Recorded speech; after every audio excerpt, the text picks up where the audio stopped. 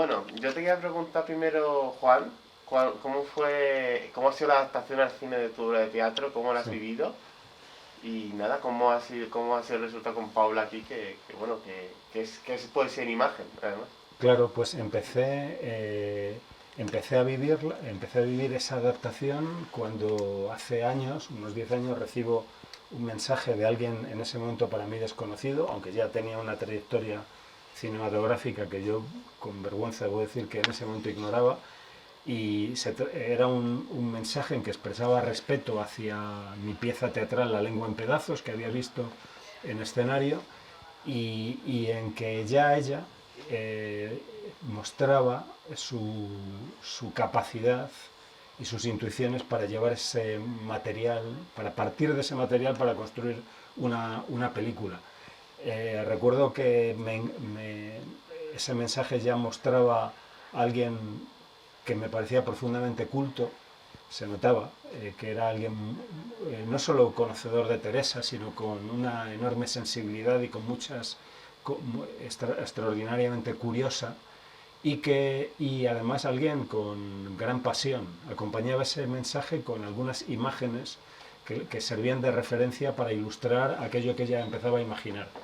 Y desde entonces hemos compartido una aventura para mí fascinante en el que he visto cómo ella no solo era capaz de llevar esa pieza teatral al mundo cinematográfico, sino, y esto casi me parece más importante, a su propio mundo, que es un mundo muy rico, ¿no?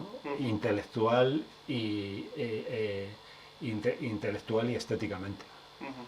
¿Cómo así? Porque yo os quería preguntar a los dos, ¿qué tiene Teresa, no? Para que sigamos escribiendo sobre ella, para que sigamos hablando sobre ella, para que se censuren obras sobre Mm. Teresa. O sea, la verdad es que tiene este personaje que nos causa tanta emoción y tanta admiración. Pues Teresa, esto lo hemos dicho los dos varias veces y tiene siempre múltiples respuestas. Teresa es profundamente contemporánea y profundamente... Bueno, es como que yo lo he dicho varias veces y me da mucha vergüenza nombrar a Walter Benjamin delante de Juan Mayorga, que hizo su tesis doctoral en Walter Benjamin, pero él habla de un concepto que habla de los ángeles de la historia, de personas, cuya capacidad, sensibilidad, visión y coyuntura en tensión, tanto sus capacidades, su percepción del mundo como el mundo que le rodeaba, que le sitúan ante una comprensión y una expresión de la naturaleza humana en lo individual y en lo colectivo, Ujú, que tienen la capacidad de hablarnos en cualquier tiempo y es más, también de ser reinterpretados y apropiados por cualquier agenda cultural y política, que ese es el peligro, como dice Juan, que no que dejar que Teresa nos hable a nosotros, sino nosotros hablar de Teresa según nos convenga, que es lo que ha ocurrido con 1000 ejemplos, que no sé si merece la pena que entremos ahí, ujú, porque lo interesante de ella, que es lo que nos preguntabas, yo creo, es lo profunda, subversivamente, salvajemente contemporánea que es. ujú, Si una mujer, hoy cualquier mujer, de cualquier índole, en un espacio donde se le permitiera expresarse, dijera lo que ella dice, hiciera lo que ella hizo, propusiera reformar una regla, porque la regla bajo la que se convive una comunidad ya no sirve, ya hay una nueva regla que fundar, y hay una nueva manera en la que pensar y permitirse un espacio de libre pensamiento, que era el espacio de la oración, antes que muchas cosas, es un espacio de pensamiento y de cuestionamiento, en silencio, y hacer tambalear el poder desde, desde el hecho tan elemental y tan simple de retirarse una comunidad de mujeres, de 12 mujeres, en una casa en Ávila, a pensar en silencio, provocó el ser eso entendido por las estructuras de poder como algo peligroso.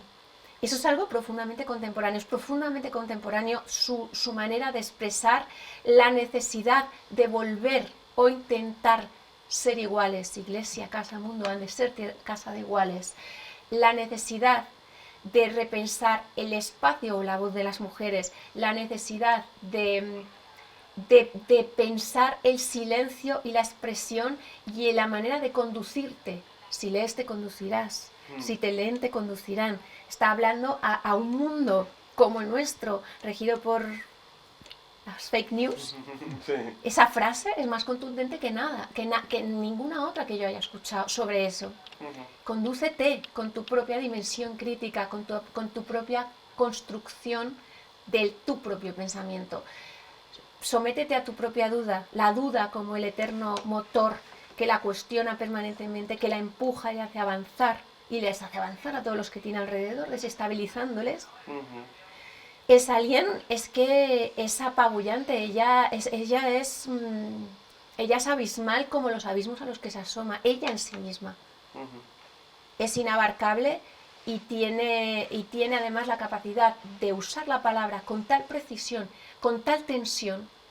Es que a mí esto lo explicabas tú un día, de la tensión de la palabra de Teresa, no solo su hermosura y la finura de su lenguaje, sino la tensión a la que somete el lenguaje, llevándolo hasta sus límites. Este lenguaje con el que nosotros ahora nos estamos expresando hace que además todo ese pensamiento y esa subversión tan radical y delicada al mismo tiempo nos llegue hoy con semejante modernidad. Totalmente. Sí, intentaré ser breve. Creo que en su palabra, Teresa, radicalmente contemporánea, no deja de asombrarnos cómo nos dice. Es decir, cómo expresa con una intensidad, con una tensión, con una hondura, experiencias contemporáneas que son finalmente experiencias eternas. Teresa nos dice, nos expresa, habla por nosotros, encuentra la palabra que nosotros buscamos. Y si Teresa es contemporánea en su palabra, lo es desde luego en su acción. A veces digo que antes que defendiendo, que hemos de defender la libertad antes que con discursos, practicándola. Y Teresa practica la libertad. Teresa es indócil, ¿no? Es indócil porque no es autoritaria, porque autoritarismo y docilidad son dos caras de la misma moneda, o la cara y su envés. Teresa rompe con una regla y abre otra, porque cree que esa es una regla de autenticidad, una regla auténtica que le permite llevar una vida con más sentido, una vida con sentido, una vida más auténtica. Entonces, tanto por su palabra como por su acción, Teresa es interpelante, nos desafía.